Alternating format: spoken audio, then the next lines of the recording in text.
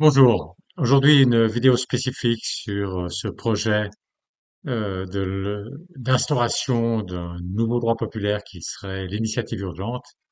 Je vous rappelle la motivation, c'est que même en Suisse, il arrive que le peuple se retrouve sur la touche, qu'il y a des décisions importantes qui doivent être prises, et puis simplement le peuple est en spectateur et il espère juste que les autorités prendront de bonnes décisions, mais il n'a pas la voix au chapitre.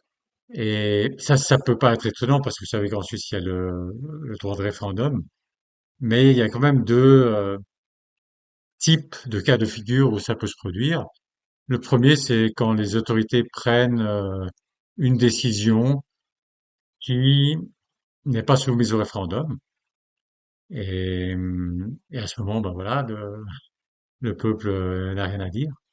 Et puis l'autre cas, c'est où les autorités ne prennent pas une décision. Il y a une situation un peu urgente, il faudrait faire quelque chose, mais les autorités ne font rien. Et là, on peut pas faire un référendum contre une non-action. Donc là aussi, le peuple est simplement spectateur, et ça, c'est indigne d'une démocratie. Et donc ça, c'est le problème, et la question, c'est comment le résoudre. Et la proposition, c'est d'instaurer un nouveau droit populaire qui est le droit d'initiative urgente, qui est au fond comme le droit d'initiative qui existe déjà. Donc vous savez qu'ensuite, il y a ce droit de référendum contre une nouvelle loi. Il y a aussi le droit d'initiative où des citoyens peuvent proposer. Au niveau du fédéral, c'est pas une nouvelle loi, mais c'est une modification de la Constitution. Et, et donc, ça serait simplement de faire une variante de ce droit d'initiative, que j'appellerais l'initiative urgente, qui est telle que, une fois que cette initiative urgente a abouti à récolter donc les signatures dans les délais impartis, eh bien,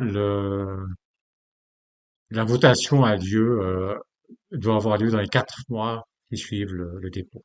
Dans les 4 mois, en principe, il n'y a même pas besoin d'organiser une journée de votation spéciale pour ça, parce que en Suisse, on a à peu près, en général, 4 journées de votation par an. Et donc, ça veut dire à peu près tous les 3 mois. Donc, si on laisse un temps de 4 mois, en principe, il devrait y avoir, dans ces délais-là, une journée de votation, des votations sont déjà organisées, puis il suffirait d'ajouter le sujet là qui a été donc cette initiative urgente qui a été déposée par des citoyens. Et alors qu'actuellement, disons pour une initiative ordinaire, ça prend des années. Parce que ça passe au Conseil fédéral, ensuite au Parlement, qui prend position, éventuellement propose un contre-projet. Et c'est très bien, hein, c'est très bien que le Parlement puisse proposer un contre-projet, mais des fois c'est urgent. Donc des fois, il faut pas que ça attende des années avant de passer en votation populaire. Et donc l'idée, c'est qu'avec le droit d'initiative urgente, là, ça passerait, une fois que les signatures sont déposées, ça se passerait dans les 4 mois en votation populaire. Et évidemment, s'il y a ce privilège disons, d'avoir la voie rapide, de passer tout de suite comme ça en votation populaire, avec l'inconvénient aussi que le Parlement ne peut pas proposer un contre-projet vraisemblablement dans un temps aussi court. Disons, s'il y a ce privilège de la voie rapide, il doit aussi y avoir des exigences plus fortes pour, euh, pour que l'initiative soit pas une initiative ordinaire, mais une initiative urgente. Et dans la version actuelle de mon projet d'initiative, donc d'initiative qui instaurerait une initiative urgente, je vous lis directement le texte d'initiative, il n'est pas bien long. Donc c'est Initiative populaire fédérale pour une initiative urgente. C'est l'introduction d'un article 139C dans la Constitution, accélération de la procédure pour les initiatives populaires fédérales fortement soutenues. Lorsqu'une initiative populaire fédérale réunit au moins 200 000 signatures valables dans les délais impartis, conformément à l'article 139, elle est soumise au vote du peuple dans un délai de 4 mois à compter de son dépôt auprès de la chancellerie fédérale.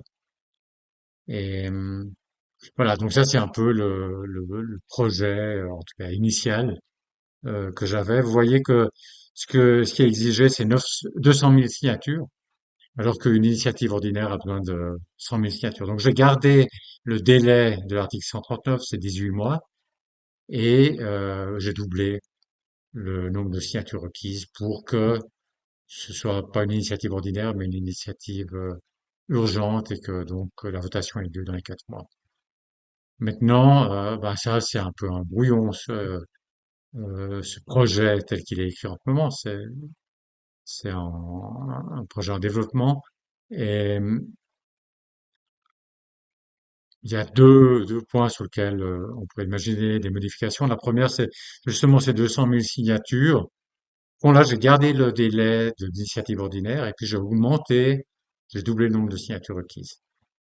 Mais on peut se dire, ce serait peut-être mieux de garder le nombre de signatures requises, qui est 100 000, puis de réduire le délai, parce que là, c'est un peu des situations où c'est urgent. C'est pour ça qu'on veut que ça soit voté dans les 4 mois. Donc, on pourrait dire, ouais, bon, vous n'avez pas non plus 18 mois pour récolter les signatures. Alors, la question, si on réduit le délai, c'est de combien? Une proposition, ça serait par exemple de dire 6 mois. Donc ça veut dire au lieu de 18 mois, 6 mois, on divise par 3 le temps pour récolter 100 000 signatures, donc toujours le même nombre de signatures. Donc ce serait vraiment beaucoup plus exigeant euh, comme contrainte. Et puis pour euh, pour mettre en perspective, disons 6 mois, 100 000 signatures en 6 mois. Pour un référendum, là je parle pas d'initiative, mais pour un référendum, on a 100 jours. Donc c'est grosso modo 3 mois, pas exactement, hein. Mais disons grosso modo 3 mois, et il faut récolter 50 000 signatures. Donc 100 000 signatures en 6 mois, ça veut dire que c'est comme si vous deviez faire deux référendums l'un après l'autre, quoi, à peu près. Donc voilà, ça pour mettre en relation. Donc voilà, ça serait une alternative au niveau de la contrainte. Plutôt que d'augmenter le nombre de signatures, garder le même nombre de signatures que pour les initiatives ordinaires, mais de réduire, de diviser par 3, en fait, la durée, le temps pendant lequel on peut récolter ces signatures. Et je crois en ce moment, bah, je suis toujours en train de réfléchir, je serais aussi intéressé d'avoir votre avis sur le sujet, mais en ce moment, je pense plus pour mettre 100 000 et puis 6 mois plutôt que, comme je l'ai écrit en ce moment, de mettre 200 000 et puis de garder 18 mois. Ça me paraît plus logique dans, dans le genre de circonstances où on aurait besoin de ça, c'est des circonstances où on est pressé. Et ça me paraît plus logique de réduire la durée de récolte de signature. Voilà, donc ça c'est une modification qui pourrait être faite au texte. Ensuite, une deuxième sur laquelle il faudrait réfléchir, c'est que j'ai mis, elle est soumise au vote du peuple dans un délai de 4 mois. Donc le point important pour moi, c'était les 4 mois, mais j'ai mis du peuple, alors qu'en principe, une initiative, c'est soumis au vote du peuple et des cantons. Ça veut dire c'est que pour que l'initiative passe, il faut avoir la majorité du peuple et des cantons. Et là, j'ai marqué du peuple parce que je voyais l'utilisation de cette initiative comme une sorte de remplacement au fait qu'il n'y a pas le référendum dans des cas spécifiques. Mais finalement, ce serait probablement mieux de rester dans le cadre d'une initiative quand même, alors pas ordinaire, mais urgente, donc sera mise en rotation plus rapidement, mais quand même de changer juste le fait que c'est plus rapide et puis de le changer que les exigences pour faire aboutir l'initiative soient plus sévères, soient plus exigeantes. Mais à part ça, c'est probablement mieux de rien changer du tout. Donc, de dire qu'elle doit être soumise au vote du peuple et des cantons, et pas seulement au vote du peuple comme j'ai écrit maintenant. Donc voilà, ces deux modifications du texte que j'aurais tendance à faire maintenant. Mais je serais intéressé à avoir vos commentaires sur ce texte parce que il y a peut-être d'autres choses aussi à modifier, ou bien vous avez peut-être des objections. C'est aussi intéressant de savoir s'il y a des objections. Parce qu'on lance une initiative, disons, c'est bien de réfléchir de façon très sérieuse sur chaque mot de l'article constitutionnel qu'on propose.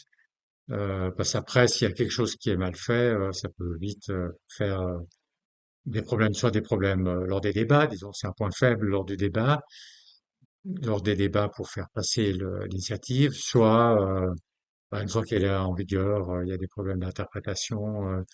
Donc, c'est très important que le texte soit bien fait. Donc, si vous avez des commentaires, ça m'intéresse beaucoup. Là, j'ai indiqué deux cas de figure où le peuple risque de se retrouver en tant que spectateur, mais je vais pas vraiment donner des exemples très concrets. Et en fait, dans cette vidéo, je vais pas le faire. Je vais pas donner des exemples concrets parce que disons, le risque avec des exemples concrets, c'est que les gens ensuite se focalisent sur ces exemples concrets plutôt que sur la question de savoir s'il faut résoudre ce problème du fait que le peuple se trouve mis sur la touche. Et ils vont se demander plutôt, dans ce cas très concret, est-ce qu'il faut faire ceci ou cela?